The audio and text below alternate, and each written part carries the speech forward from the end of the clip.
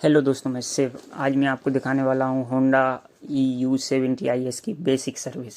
चलिए दोस्तों, सबसे पहले आपको दिखा देता हूँ कि ऑयल आपको जनरेटर के राइट साइड से ड्रेन कर लेना है और उसके बाद 12 नंबर बोल्ट होता है जिसे आप रिंग पानी की मदद से टाइट कर लेना है।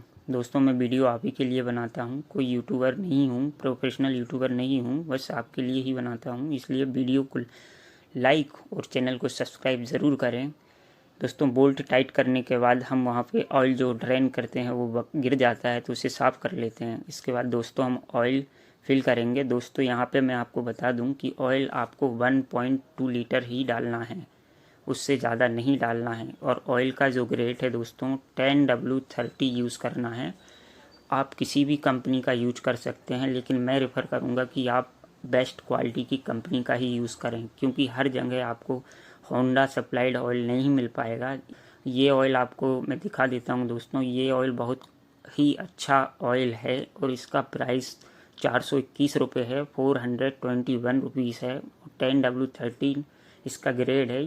मैं इसी ऑयल को रेफ़र करूँगा, लेकिन अगर आपके पास नहीं है तो आप किसी अच्छी कंपनी का डालें और उसका ग्रेड आपको 10W30 ही लेना है।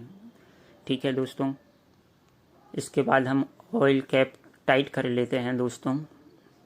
ये एयर फिल्टर बॉडी है, एयर फिल्टर है, मेन एयर फिल्टर है दोस्तों। ये एयर फिल्टर प्राइमरी फिल्टर है जिसे आपको क्लीन करना है। आप पेट्रोल की सहायता से लेना है, अच्छी तरीके से क्लीन कर लेना है दोस्तों इसे। और उसके बाद फिर आपको एयर फिल्टर बॉडी भी क्लीन करना रहता है दोस्तों, क्योंकि काफ़ी डस्ट एयर फिल्टर बॉडी में रहता है और उसे आपको कपड़े से साफ़ कर लेना है। पेट्रोल से कपड़ा गीला करना है, उसके बाद उस बॉडी को क्लीन कर लेना है और फिर अच्छे से आपको प्राइमरी फ़िल्टर इंस्टॉल करना है। दोस्तों, प्राइमरी फ़िल्टर आप अच्छे से इंस्टॉल करिएगा, क्योंकि यही फ़िल्टर डस्ट को रोकता है।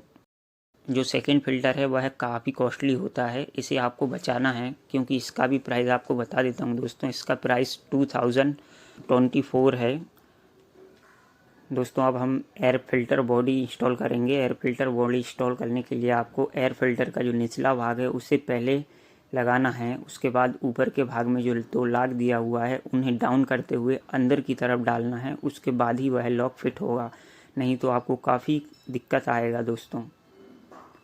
इसके बाद हम दोस्तों स्पार्क प्लग कवर रिमूव करेंगे और स्पार्क प्लग को वॉच करेंगे, देखेंगे कि कहीं ख़राब तो नहीं है, जंग वगैरह तो नहीं है। अगर है तो आपको रिप्लेस कर देना है, नहीं तो आपको जो डस्ट वगैरह है उसे क्लीन कर लेना है। इसके बाद हम दोस्तों स्पार्क प्लग बॉडी वापस इंस्टॉल करेंगे। स्पार्क प्लग कैप वापस लगा देना है।